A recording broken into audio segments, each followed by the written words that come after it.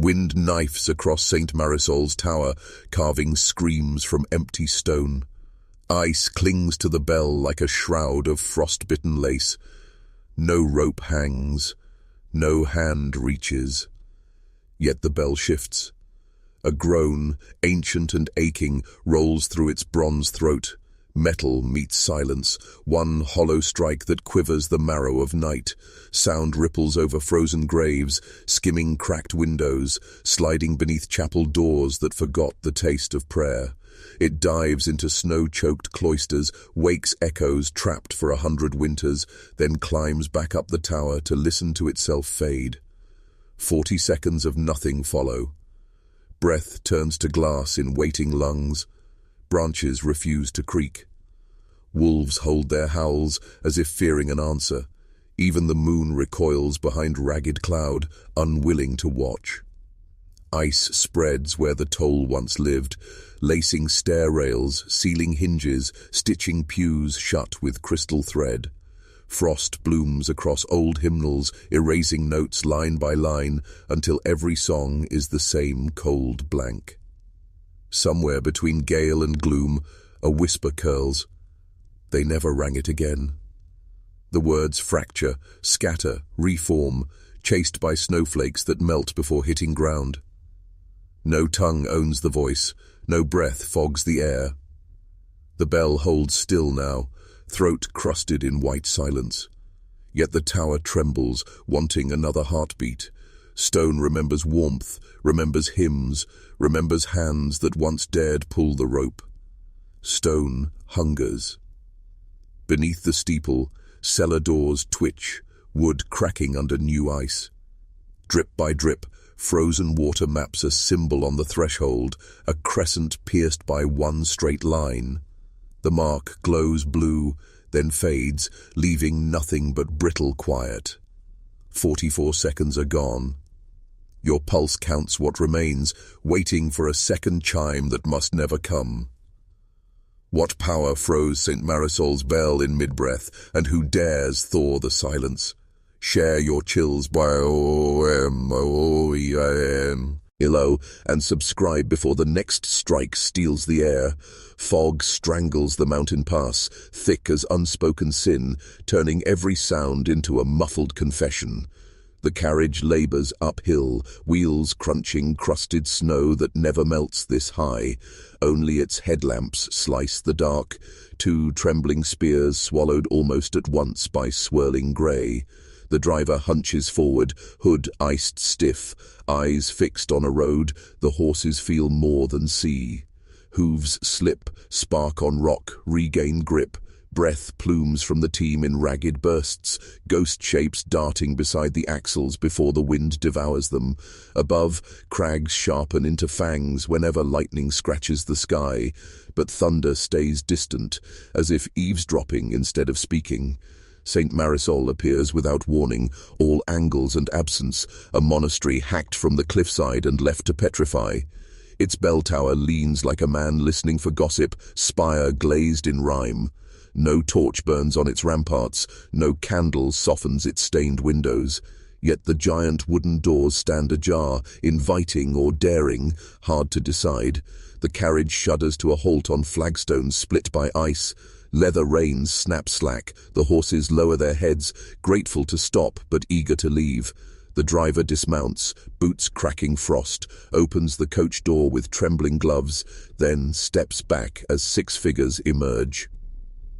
They disembark one after another, habits billowing in crosswinds that bite through wool and bone. Faces remain cloaked under hoods, but their mouths curve in identical frozen smiles, lips pale as freshly cut parchment. No whisper escapes them, no greeting for the driver, no shared prayer. They carry no lanterns, though moonlight hides behind storm-breeding cloud. Instead, each nun grips a small parcel bound in cloth the color of old bruises. The parcels pulse faintly, just enough to stain fingers with flickers of violet whenever linked. Hiding flares. A gust slams the carriage door shut of its own accord. Startled horses rear. The driver grabs reins, fighting panic, eyes wide as the sisters process toward the open doors. Their boots make no sound on ice. Even the wind bows quiet to their passage.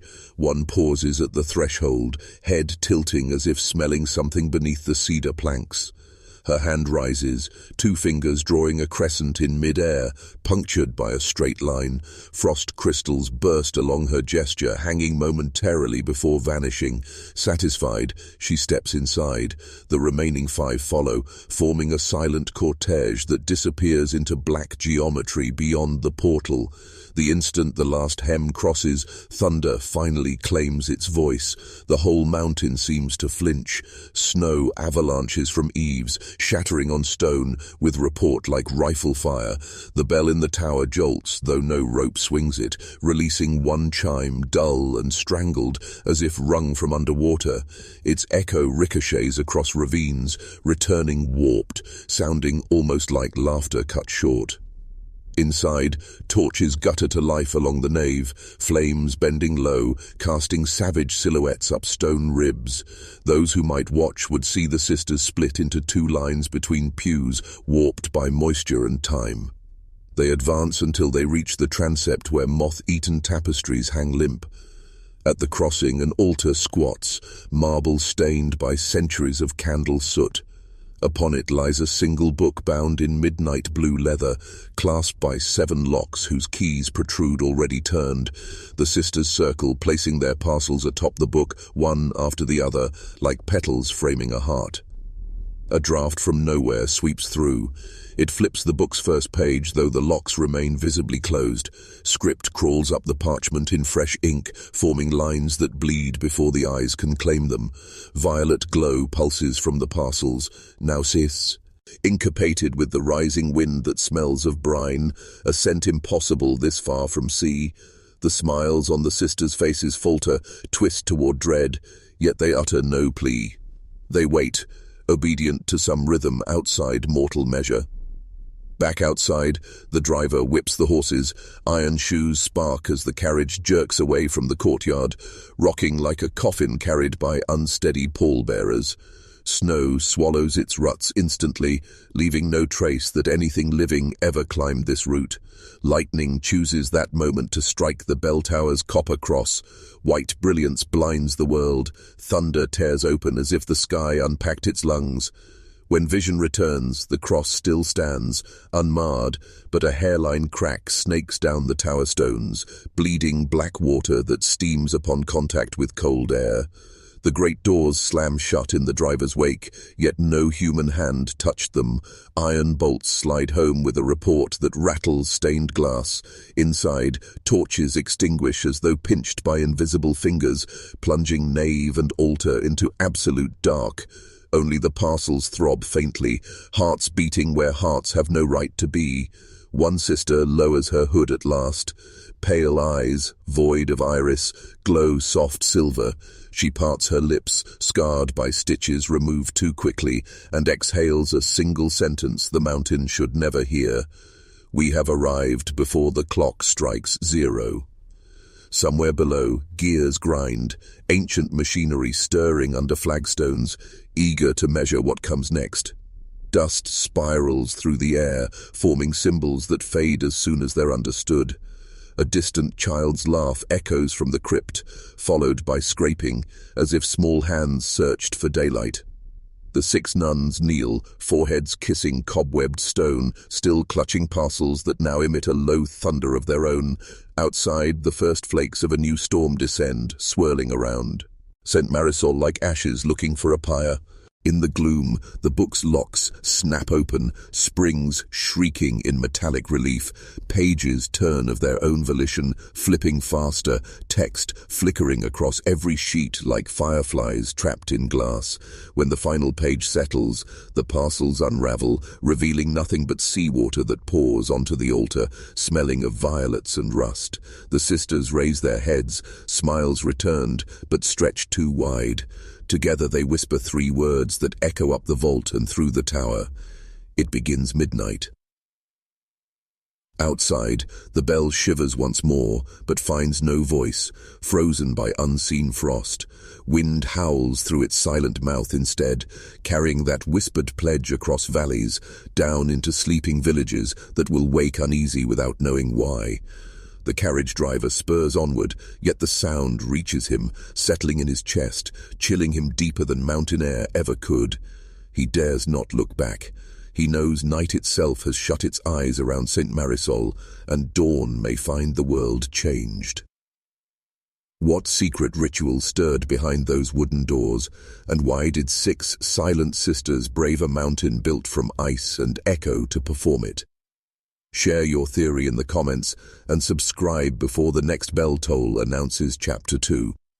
Stone frost clings to the bell tower like a second skin, silvering every protruding edge until the spire resembles a dagger thrust into night.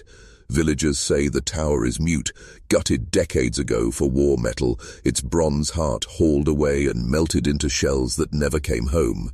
Yet each night at precisely 2:22, 3 chimes ripple through the valley, so clear they rattle crockery and hush dogs mid-snarl. No wind accompanies the sound, no echo betrays metal on metal, only that pure, impossible toll hanging in the dark like a verdict.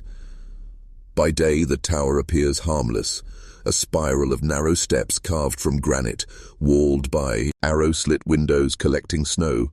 Rusted lantern hooks mark landings, though every lamp was removed long ago.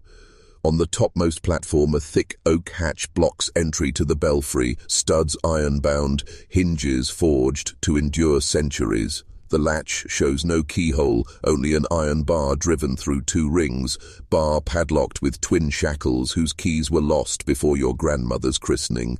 Not one villager remembers them found, yet each morning new frost prints, tiny circles no bigger than a nun's thumb, surround the lock as if someone patiently tests it from within. They tried once to break inside. 4 men dragged a blacksmith's sledge up all 93 steps, hearts pounding louder than any phantom bell. They swung. The first blow echoed. The iron bar rang like living steel. Frost burst off wood in a glittering cloud. On the second swing, the sledge shattered, head cleaving clean from handle, ricocheting down the stairwell in sparks. It fractured a mason's kneecap and embedded in a lower landing where the stone to this day smells faintly of violets. Blood cooled, courage cooled faster. No one climbed again. Still the chimes persisted, always 3, never 2 or 4, always at 2:22.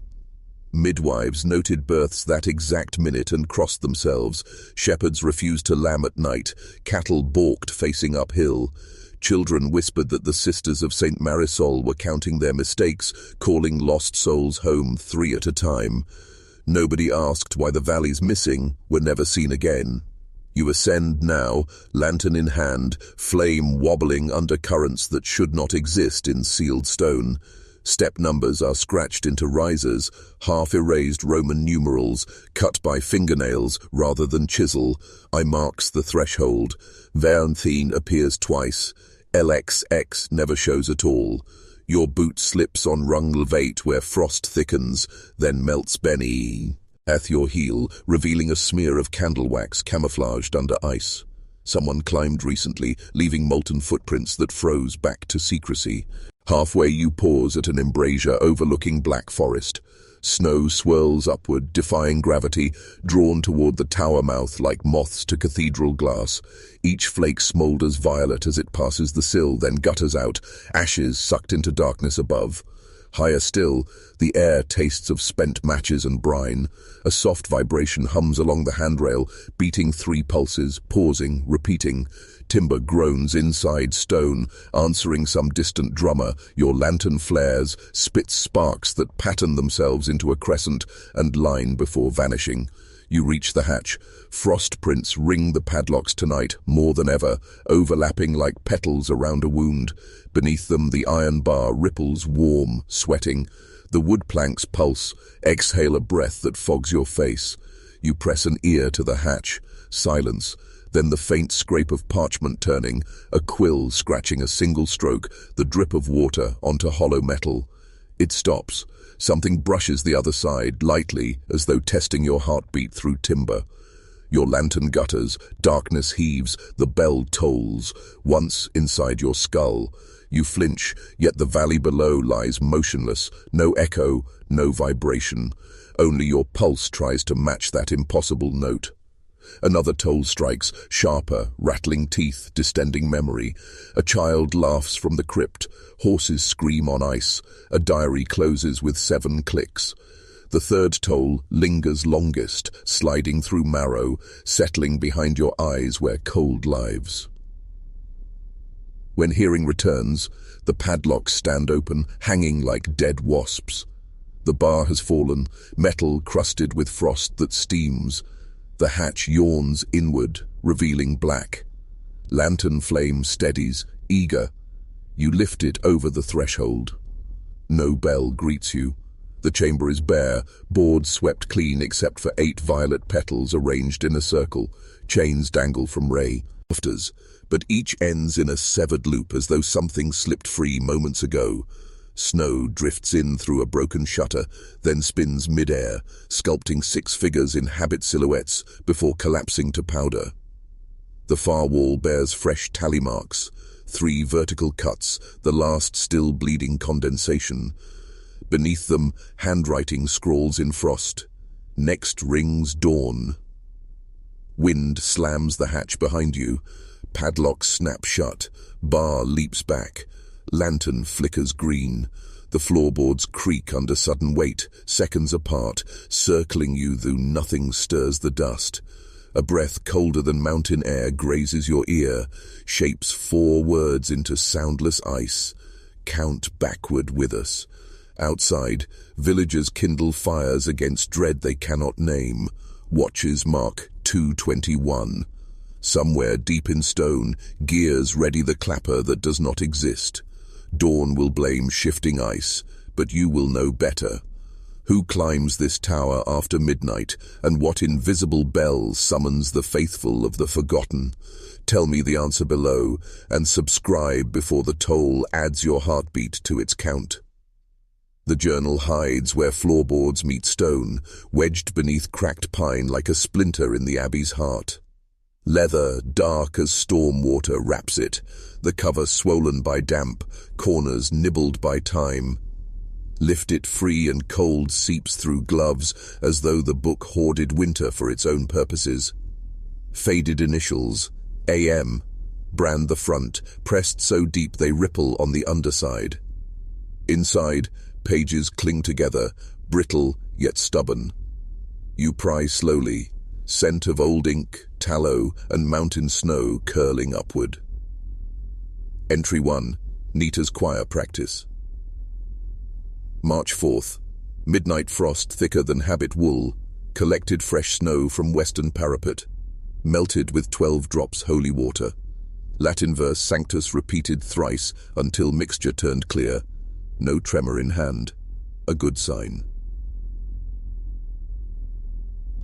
Margins hold tiny diagrams, a chalice half full, a bell without clapper, a crescent stabbed by 1 line.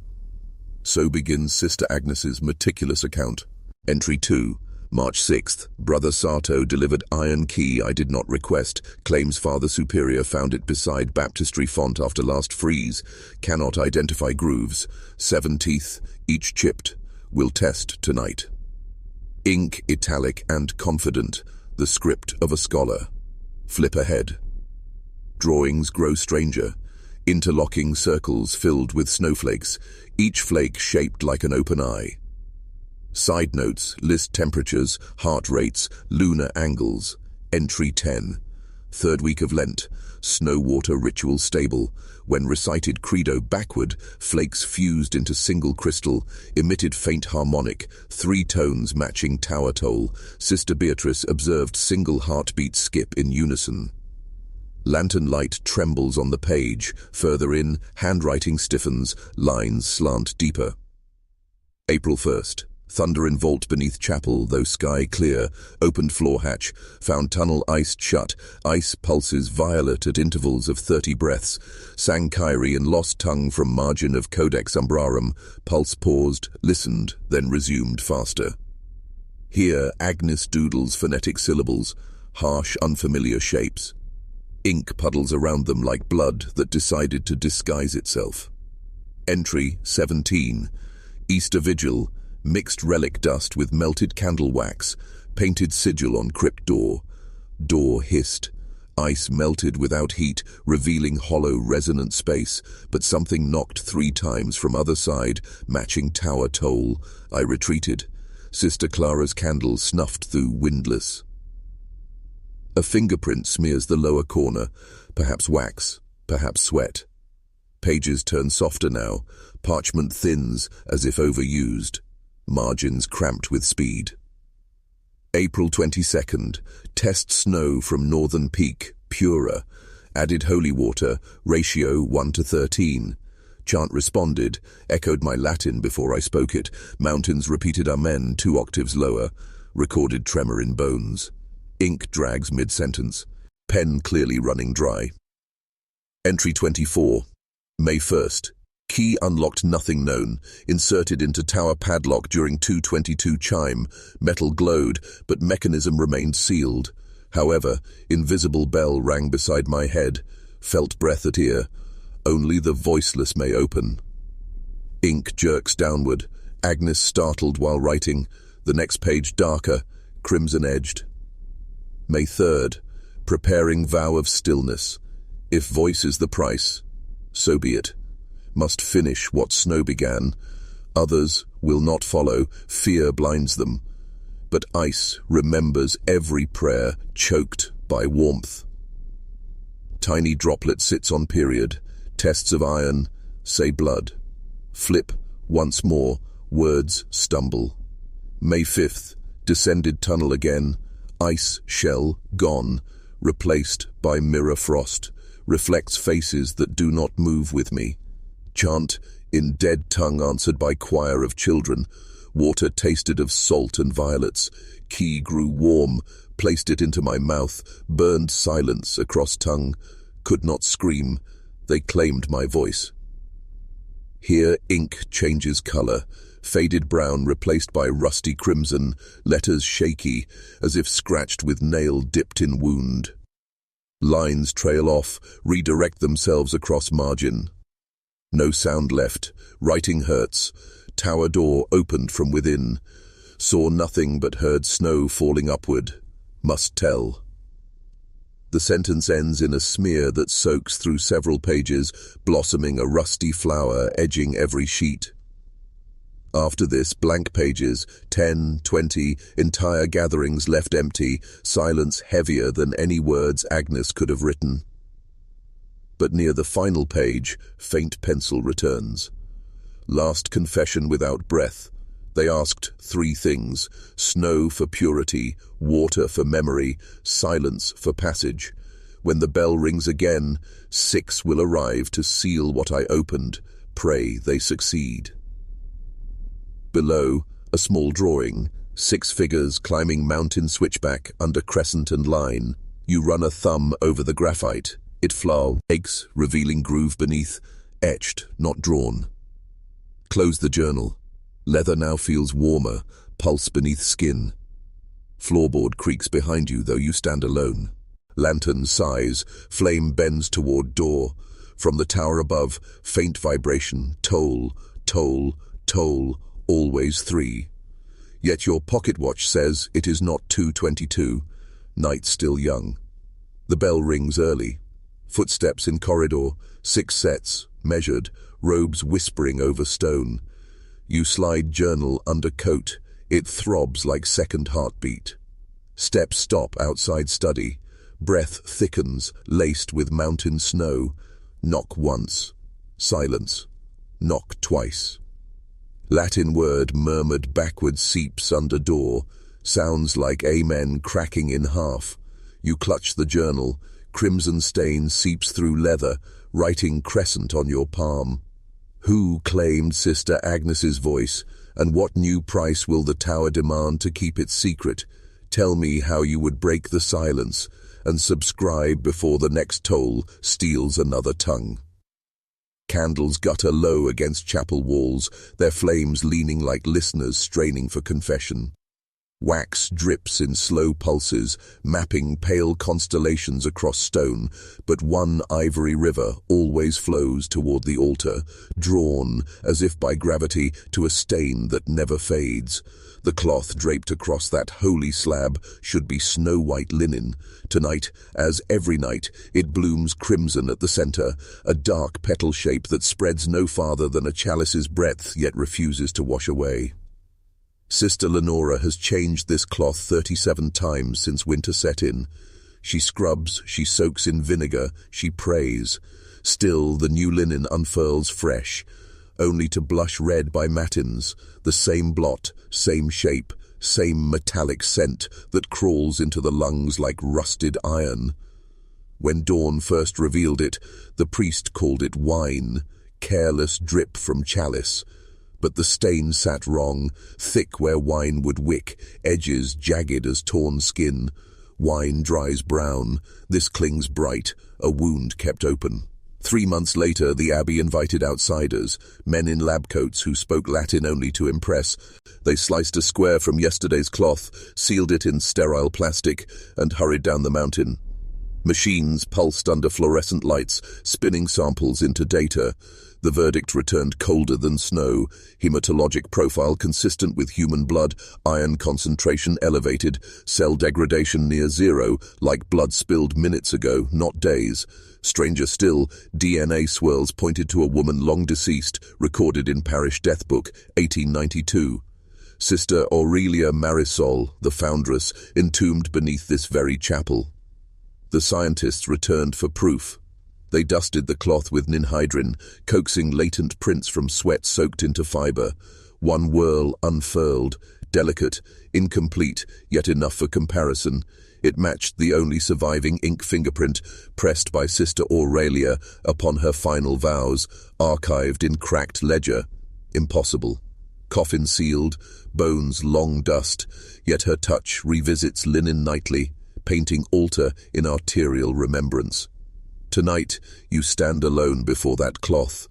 Moonlight filters through fractured stained glass saints, smearing colored wounds across marble. Your lantern shivers, flame blue at its core, uneasy in air that smells of burnt violets and wet iron. You draw closer, droplets glisten newer than minutes, reflecting candle gleam like eyes of small creatures. The stain's perimeter pulses, an optical trick you think, until wax drip freezes mid-fall, anchored by sudden hush. A draught slithers across nave tiles, lifting edges of cassock, flipping Bible pages on lectern. No door opened. Organ pipes sigh a single low C, breathless, as though someone exhaled inside metal lungs. The candles straighten, their flames arrested. In the pause, you hear it. Chalky scrape of footsteps from crypt stairs, measured, deliberate, ascending in time with a whisper of Latin reversed. The chapel's shadows gather, folding into a narrow shape at the aisle's mouth, a habit perhaps, yet woven of dust and frost. It advances, unseen feet silent, yet each pace splashes an invisible puddle. Your nostrils sting with saline tang. Near the second pew, the form halts. A pale hand emerges, no flesh, only shimmering outline, carrying a cloth white as funeral lilies. The hand lays it gently over the altar, right atop the bleeding stain. For an instant, purity reigns, then color blossoms beneath like ink dropped in water, blooming outward to exactly the same chalice shape, while your own pulse thuds loud enough to be sacrilege. The phantom hand withdraws. It hovers over the new scarlet mark, finger tracing a slow loop, a crescent. The finger slashes through, making the familiar line that haunts tower glyphs and diary margins. Blood brightens, acknowledging the symbol. A whisper brushes your ear, cold as breath caught between life and stone. Each dawn, remember. The shape dissolves. The hand fades. The habit of dust collapses to nothing.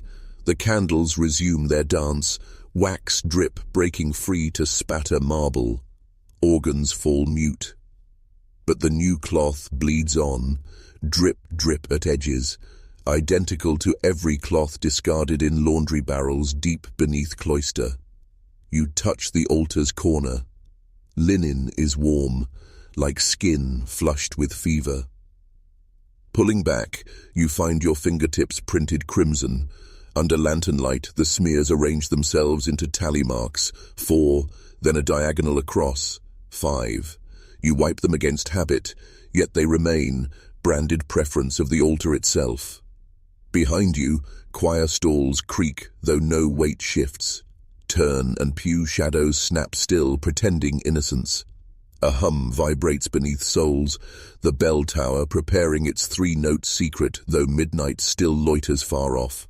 Something in the abbey measures hours differently, tied not to clocks, but to pulses of iron and memory.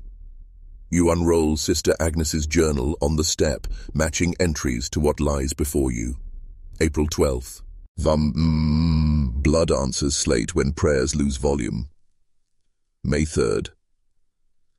They claimed my voice, but altar still drinks. Under her last crimson smear, you now grasp meaning. The sacrifice never ceased. It merely migrated from throat to cloth, from hymn to silent stain.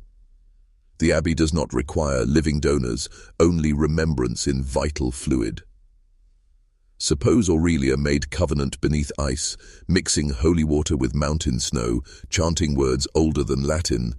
Suppose the price was renewal of her blood each day spent beyond death. Nuns tried laundering away debt, abbey stitched new linens, yet covenant reasserted, printing signature nightly, waiting for witness bold or foolish enough to read. A soft flicker at nave entrance. 5 more ghostly habits stand there, vague, patient. In each translucent hand, fresh linens glow. They wait your decision. Replace this cloth as Lenora did, and cycle resets.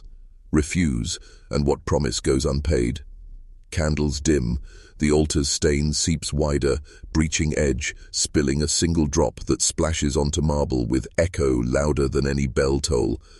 That drop creeps toward your boot like a curious insect. Within its sheen, you glimpse your own reflection, lips moving though you speak no word. The visage mouthing silent Latin you never learned.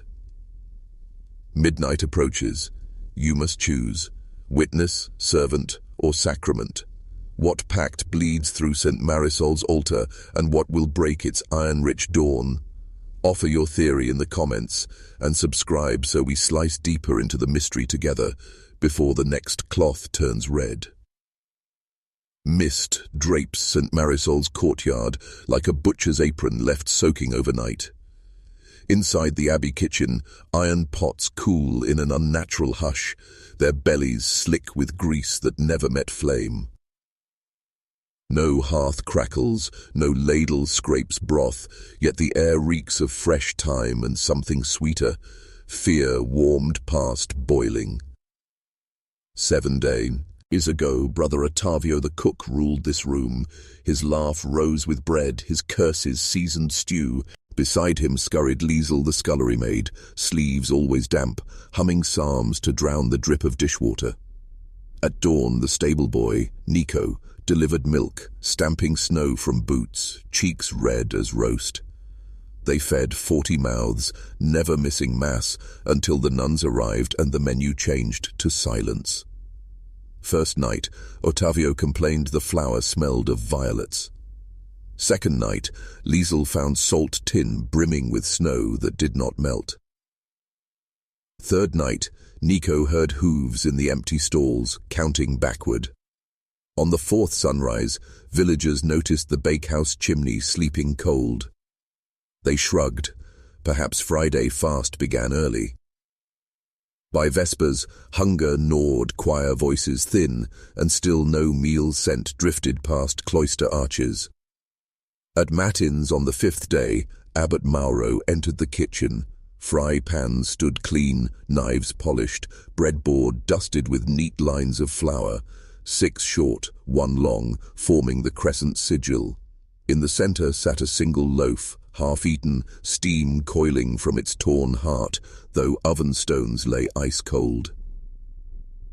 Crumbs trailed out the rear door toward the herb garden, then stopped mid-path as if swallowed by fog. Mauro followed. Snow revealed 3 sets of prints: boot, slipper, hoof. Each tread crisp until the yew hedge, where they simply ceased, toes pointed forward, heels erased. Beyond, untouched powder sparkling under moon, even the clouds feared to veil. On the 6th night, villagers posted watch. Eyes fixed on kitchen shutters, they tasted frost and worry. At exactly 2:22, when the phantom bell usually tolled, the shutters burst wide. No wind-stirred branches, yet doors gaped like lungs longing for breath. Inside, a shape, 6 veiled nuns, stood ringed around the breadboard, hands raised, palms down, as though blessing empty air. Lanterns flared violet, masking faces. When bell echoes faded, the doors closed polite, and the watchers found snow clinging to their tongues, salted with iron. Daybreak brought courage or desperation for food. 3 brave souls entered the kitchen, rosaries clenched. They found another loaf, bitten once, crumb moist with crimson. The scullery's washtub brimmed with water dark as old wine. Drifting atop floated Liesel's wooden rosary beads, each bead split hollow. Ottavio's apron hung on the spit, embroidered name picked out thread by thread, until only the O remained, red-brown like dried gravy. The abbot called for shovels, intent on exhuming garden soil, but blades struck stone just beneath the loam, an unmarked floor where earth should breathe. Chisel taps uncovered a circular slab carved with the crescent and line. Set into its rim, a groove wide enough for a loaf. When someone laid the half-eaten bread there, the slab shivered, drinking crumbs that vanished grain by grain into silence. Stable boy Nico's cap surfaced 3 days later, found nailed to the barn door from the inside. Under the brim, a note penned in flower water read, "Fed them all." No signature, yet the handwriting matched his simple ledger entries. Hay smelled of violets. The horses refused that stall ever again. Tonight, hunger tightens every belt. You step into the kitchen armed with only candle and questions. Floor tiles sweat, chill dew, diagramming footprints that appear, then vanish mid-step. Sister Agnes's journal lies open on the butcher block, crimson words pulsing. Silence for passage. A draught rises from the bread oven, though no door is ajar. Peering inside, you see not brick but descending stairs, slick with rime. Somewhere below, a whisk beats metal 3 times, steady, ceremonial, then stops. A hush follows so profound, your heartbeat echoes off copper pots. You descend. Stairs spiral into a cavern lined with moss deadened by salt. At the core waits a stone table. 6 empty plates ring. A 7th holds the half-eaten loaf, now whole again, crust gleaming, steam alive. Ottavio's voice whispers recipe proportions, yet no body stands near.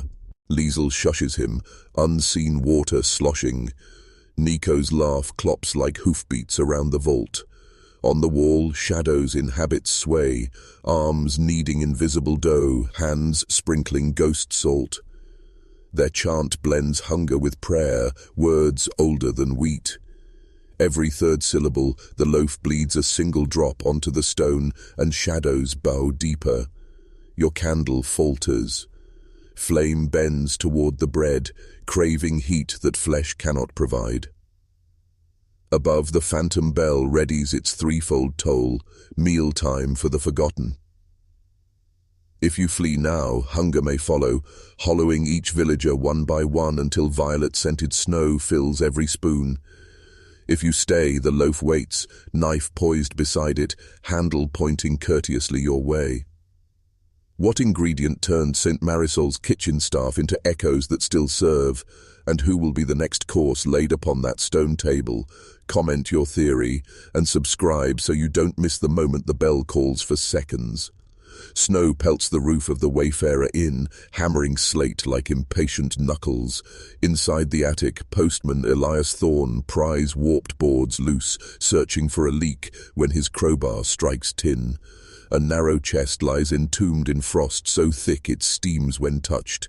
Its padlock crumbles with one twist, metal brittle as sugar, surrendering to reveal bundles of envelopes tied by violet ribbon, edges glittering under lantern flare. Each envelope bears a wax seal imprinted with the crescent pierced by a single line. Addresses flow in calligraphy finer than any convent scribe.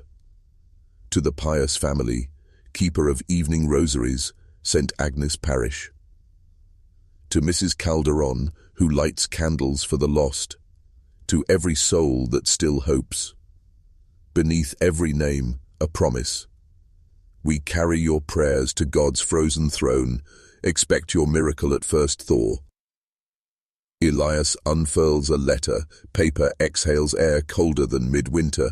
The page looks blown. Blank until lantern heat warms the fibers. Then words appear in pale blue ink, sentences curling like frost on glass, paragraphs of comfort, assurances that pain melts under holy ice.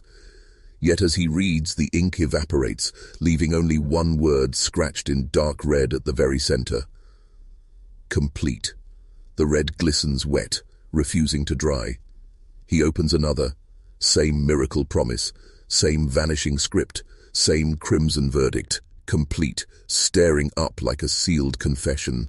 By the 10th letter, Elias's fingertips burn numb, as though the parchment drinks warmth with each touch. He slams the chest shut, stuffs the bundle into his mailbag, and descends through trapdoor dust that smells of violets dipped in steel.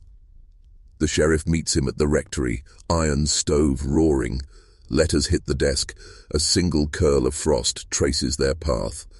Deputy Jacob slices one open to test the seal. Wax bleeds liquid, sizzling on wood, carving the sigil's crescent into the grain before solidifying. The deputy curses, drops the letter. Sheriff Burns, skeptic by reputation, throws the envelope into the stove. Flames hiss, recoil. Paper refuses to brown. Instead, ice creeps backward across burning logs, snuffing embers into silence. They drag the bundle outside to the blacksmith's furnace, hotter than hellfire. Red coals dim beneath the letters, frost spider-webbing through ore, until the forge groans and splits, expelling the envelopes untouched. The sheriff orders them locked in the jail's strongbox, but by dawn the cell smells of brine, and every hinge hangs brittle with hoarfrost. The letters sit on the cot, ribbons undone, arrayed like place settings at someone else's wake. Word spreads. Families recognize their own names on envelopes never received. They gather in the town hall, clutching rosaries, arguing salvation versus curse. Father Lewin recites Psalm 91 while firefighters aim a steam hose. At the pile, water turns to sleet mid-arc, shattering on contact with parchment and raining crystal shards across the floorboards. Children pocket the shards, hear faint music within, and drop them screaming, palms blistered by sudden cold. An emergency council decides to ship the letters up the mountain to St. Marisol. If the sisters promised miracles, let them answer for it, the mayor declares. Elias, guilt-heavy, volunteers. At dusk, he straps a leather satchel of envelopes to his chest, saddles a mule, and begins the climb. Wind claws his face raw, but powder snow seems to part for his steps. Drifts level themselves, forming a white road. The mule's hooves leave no prints. Halfway up, he passes the yew hedge where other footprints once ended. Violet petals pepper the snow, petals that never wilt. They crunch like glass under hoof, releasing fragrance that coats his throat with copper. He presses on, letters thumping against ribcage in time with mule's breath. Near midnight, bell tower silhouette emerges, spire glaring at a moon too thin to help. Cloister gates swing open before his hand lifts. Courtyard torches bloom violet flame, illuminating 6 veiled nuns lined beneath the arch. Their faces hide, but their smiles curl sharp beneath fabric. One raises a lantern. Its light shows thousands of white envelopes drifting in slow orbit overhead, snowflakes caught in perpetual prayer. Elias kneels, thrusting the satchel forward. The lead nun accepts it, ribbon loosening on its own. Cold steam rises. She draws one letter, finger skimming the red word, complete, then turns to Elias, whispering in a voice like icicles clinking, "Your town's petitions have thawed. Payment is due." He stammers that the town never agreed to anything. Behind him gates clang shut. Courtyard tiles frost over, spelling a circle around his knees. The nun extends the letter toward his chest. Ink slithers off parchment, threads through coat fabric, needling skin. His heart seizes, beats once, pushing warm blood into cold scroll. But the ink brightens, hungry. In agony he watches his pulse write new letters beneath the red. Not yet. The nun tilts her head. Snow begins to fall upward, drawn toward bell tower heights. Each flake carries faint blue writing, prayers unfinished, hopes half-spoken. They vanish into the tower slit. 3 heartbeats later, unseen bell strikes once, so heavy the courtyard stones crack. Elias finds his voice, pleading for release. Another nun steps forward, presenting a fresh envelope bearing his name. The promise line beneath reads, "We deliver your silence." He backs away until sigil lines trip his boots. The lead sister slides his letter into his vest. Ice spreads from the seal across his chest, locking lungs. She whispers, "When it's complete, the ink will fade." Understanding dawns too late. The red word isn't verdict. It's hunger asking to be fed. Every miracle costs blood. Every blank page waits to drink new prayers until saturation. Villagers invited salvation with open envelopes. Now the mountain demands completion. Elias collapses, breath crystallizing on violet-scented air. The sisters lift him, carry him toward the crypt stairs where darkness smells of prayer and iron. Before the gates shut, a raven swoops low, clutching an escaped envelope. It drops the letter at your feet. You unfold trembling paper to find it blank except for the red word, wet and glistening. It pulses like a living ember, then dims, waiting for ink only you can provide. What pact twisted these letters into vessels of blood, and whose prayer must be silenced next to keep the mountain fed? Tell me your theory below, and subscribe before the ink learns your name. Midnight hangs like wet velvet over St. Marisol, swallowing every footstep before it can echo. In that thick hush, the chapel doors unlatch themselves, wood sighing, iron hinges weeping rust, then ease open just wide enough or darkness to escape. A breath of air slithers out, colder than the night that birthed it, smelling of violets crushed under salt. From the black interior rises a note, thin, trembling, impossible. It floats above snow-draped stones, no throat to cradle it, no lungs to lend it sorrow. Soon a second voice joins, then a third, and within heartbeats, 6 distinct threads weave into one mournful braid, tight as rope, soft as regret. The music swells, gliding across the courtyard, hooking itself under shutters, tugging sleepers from dream to dread. No language shapes the tune. Vowels bloom where words die. Consonants crumble before consonants. Yet each villager listening from shuttered windows feels the hymn carve meaning straight into marrow, promises of mercy wrapped in warning. Candles flare inside the chapel by unseen command, staining stained glass saints with phantasm light. Their colored faces glow brighter as the choir lifts, as if remembering the nuns who once sang Compline here with humble breath. But those sisters left 6 weeks ago, stepping from carriage into fog and never speaking again. Now their voices return without bodies, stripped of warmth, sharpened by distance. The hymn drifts higher, ethereal harmony brushing bell tower stone. Snowflakes pause mid-fall, frozen in place, suspended like notes on an invisible staff. Even the phantom bell holds its tongue, afraid to disturb this foreign liturgy. Halfway through, something cracks. Perhaps a note slides too far from its ordained pitch, or perhaps the darkness behind the doors grows impatient.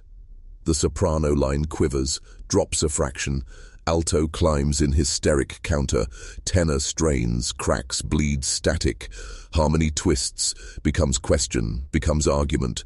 Air squalls under the weight of disharmony. Villagers clamp palms to ears, teeth chatter a rhythm the hymn pretends not to hear. Inside, pews tremble, wood riveting until splinters spring like breaking violin strings. Organ pipes vibrate though no keys press, exhaling dust that dances to rhythms older than mass. Flames falter blue, then black, then gutter out, leaving only the music to light the hall. Discord doubles, each voice tugging at seams of reality, pulling apart midnight's fabric stitch by stitch. Pitch slides lower than human cartilage can manage, then screeches high where only glass listens. Window panes feel the strain. Spiderweb cracks burst across saints' halos, shedding shards that ring the marble like communion bells dropped by trembling hands. Yet the song pushes still, chasing a perfection it lost the moment breath was removed. Each line battles the others, wringing anguish from absence, until what began as prayer now gnaws like hunger. One by one, voices falter, dropping out with gasps that no throat makes, leaving gaps where meaning should rest.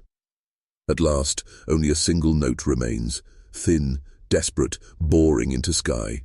It teeters on agony, gathers every broken shard of harmony, and condenses into a scream so pure it stops clocks, curdles candle wax, drives bats from belfry in flailing terror. The scream lances upward, pierces cloud, splits moonlight into trembling arrows. Then, silence, brutal and sudden.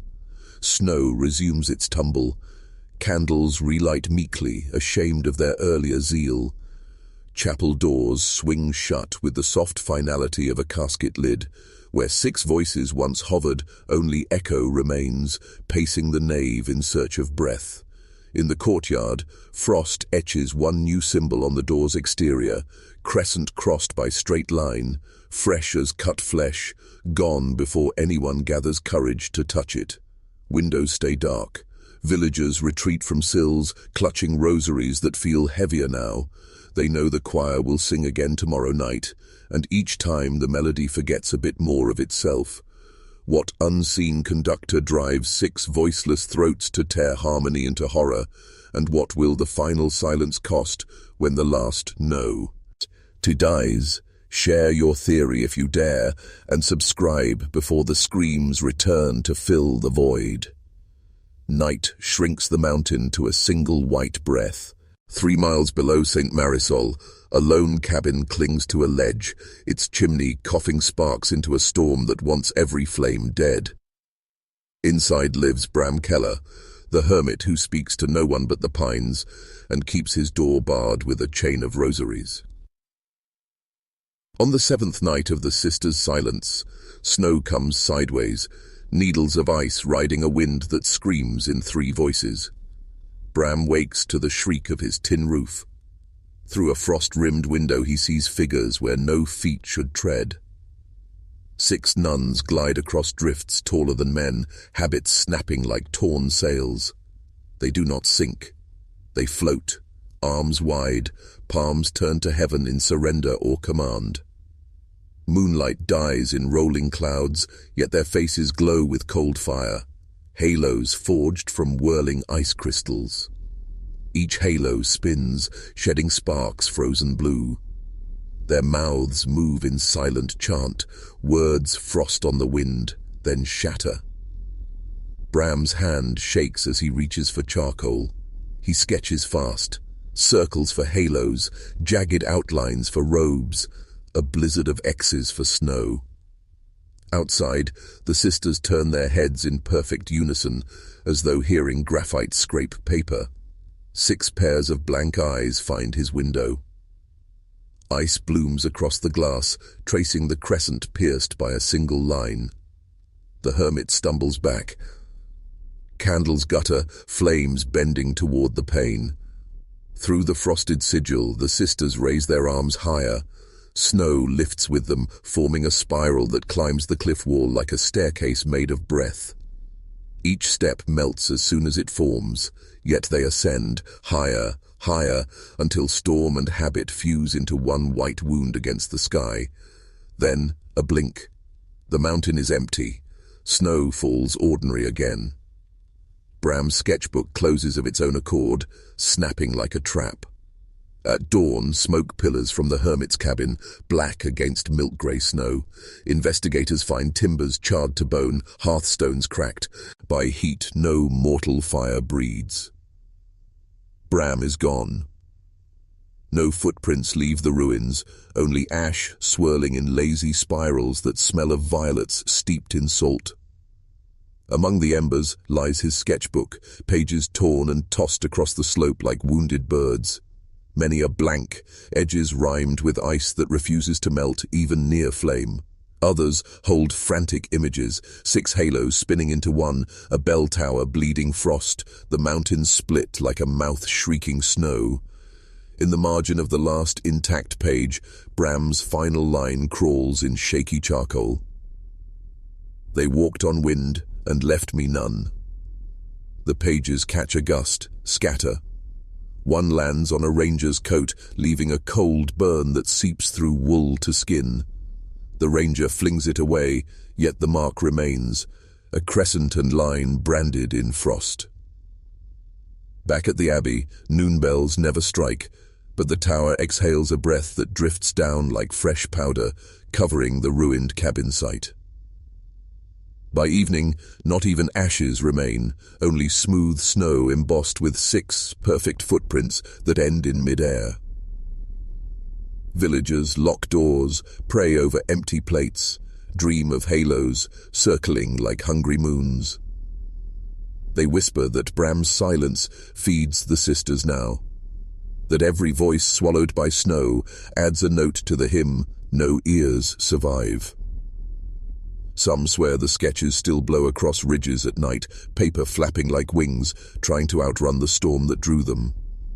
If you found one of those pages, would you burn it, or keep it to learn what ice remembers? Share your choice below, and subscribe so we can follow the next gust together before the mountain claims our words. Wind herds black clouds across the pass as Dr. Elias Keller trudges towards St. Marisol, coat snapping like torn scripture. He is no priest, no legend, only a government physician armed with stethoscope, fountain pen, and orders to explain the abbey's living ghost stories. The valley behind him whispers, vanished names, cook, maid, postman, choir of silence. Science, he believes, will thaw superstition. The abbey gates screech open of their own accord. Beyond them, frost limbs every stone, pulsing faint blue, as if the wall itself breathes. Keller tests the air with gloved fingers. Temperature plummets 10 degrees inside the threshold. His notebook records the anomaly. His pulse quickens in sympathy. Chapel doors gape. Candles ignite one by one, casting skeletal light on pews scarred by unseen claws. At the altar, fresh blood stains linen in a perfect crescent. Keller removes a slide, scrapes the clot. The smear on glass writhes, cells swimming through detached from vein. He snaps the slide case shut, heart thudding. There is a pulse beneath the ice, he mutters into his voice recorder. Lower halls next, corridors slick with rhyme, air humming a 3-beat rhythm. He kneels, stethoscope pressed to flagstone. Faint but clear, a heartbeat answers, deep and slow, older than granite. Not vibrations from pipes, not echo of his own chest, something other, unfathomably large, sleeping under tons of mountain. Keller descends the spiral to the bread oven vault. The half-eaten loaf sits on the slab, steam rising, though fire is cold. He touches crumb. Warmth radiates like flesh. Nearby, Sister Agnes's journal lies open to a fresh page no hand could have written since her death. 4 words glow in crimson ink. Feed the buried sky. A tremor rocks the floor. Ice fissures spider out, carving the crescent and line sigil beneath his boots. From cracks seeps brine, violet-scented. The underground heartbeat quickens. Boom, boom, each strike lifting dust. Keller flees upward, satchel banging. In the nave, torches extinguish, replaced by 6 halos of spinning frost. Veiled figures coalesce beneath them, no feet touch stone. They glide toward him, hands outstretched, not to welcome, but to harvest. He backs against the bell tower stairs. The tallest sister raises a palm. Keller's recorder clicks on without his touch, capturing her. Voice made of winter, silence or service. He bolts up, 93 steps, breath ragged. At the locked hatch, padlocks hang open, waiting. Inside, the belfry is empty, yet chains sway, clattering a rhythm matching the pulse below. He sets briefcase on floorboards, scribbles final plea. Stop them. Below, the sisters begin to sing, 6 tones weaving, then curdling to discord. Wood groans. A white hand bursts through the hatch, nails of ice, reaching. Keller shoves the note into his case, snaps it shut, hurls it through the arrow-slit window. Case vanishes into blizzard. He turns to face the grasp. Morning search teams find no sign of the doctor, only his briefcase half buried in drift at the mountain's base. Inside, slides of living blood, recorder cracked but still hissing with subterranean heartbeats, and 1 sheet of hotel stationery inked in shaking script. Stop them. Now the government debates quarantine. Townsfolk pack to flee, and the Abbey Bell prepares its next unmanned toll. Dr. Keller proved one thing. Beneath this ice lies something that eats prayer, drinks science, and beats like a second world under our feet. How would you halt a heartbeat that belongs to the mountain itself, and what price would you pay to try? Tap subscribe so we chase the next pulse together before it rises to the surface. Winter solstice drapes the valley in starless cloth. Yet beneath St. Marisol, villagers swear a pale glow breathes through snow, candles buried under centuries of ice. They call it the White Mass, a service performed only once each year when the mountain turns its face from the sun and listens for secrets. Tonight, 5 townsmen tie ropes to spruce trunks and descend the crevasse behind the abbey. Their lantern light crawls down blue walls veined with frozen water, illuminating layers of trapped leaves, feathers, a child's lost marble. Halfway, the row, pests shudder, not from wind, but from something deep below beating like a distant drum. The grotto mouth gapes at 40 feet, a cathedral carved by meltwater, vaulted with icicles long as organ pipes. At its center rises an altar cobbled from rubbish, broken chalice stems, shattered plates, rusted bits of harness, all mortared together by age and frost. Behind it squat 6 stone crosses, each crooked, each bearing no name. Beside every cross yawns a niche cut into the rock, perfectly man-sized, perfectly empty. Lanterns dim, their flames choking on a wind too cold to breathe. Shadows lengthen, drape across the floor like habits discarded by unseen owners. A hush settles, thick, expectant. Then the pulse resumes. Ice underfoot quivers, sending ripples of light across translucent walls. Within those walls flicker candles, hundreds, burning upside down, wicks floating like stars beneath a frozen sea. No smoke rises, no heat escapes. Still, wax tears slide along the ice, reaching toward the expedition members as if begging for fresh wicks. One man touches a stone cross. Frost needles his palm, carving a crescent and line before he can blink. Blood wells, but the cut bleeds violet, not red. The pulse quickens, matching his heartbeat until the 2 rhythms merge. From the altar leaks a thin stream of salt water, threading across ice and pooling in each niche. In the liquid, reflections appear, 6 veiled figures lying peacefully, hands crossed, eyes closed. The explorers see no bodies beside them, yet the water insists on memory. A gust snuffs every lantern at once. Darkness swallows breath, courage, reason. In that pitch, a hymn swells, 6 voices without mouths singing upward through 40 feet of stone, rising into the abbey above. Each verse shortens, as if singers climb invisible stairs and shed words along the way. When lanterns flare back, the niches are dry.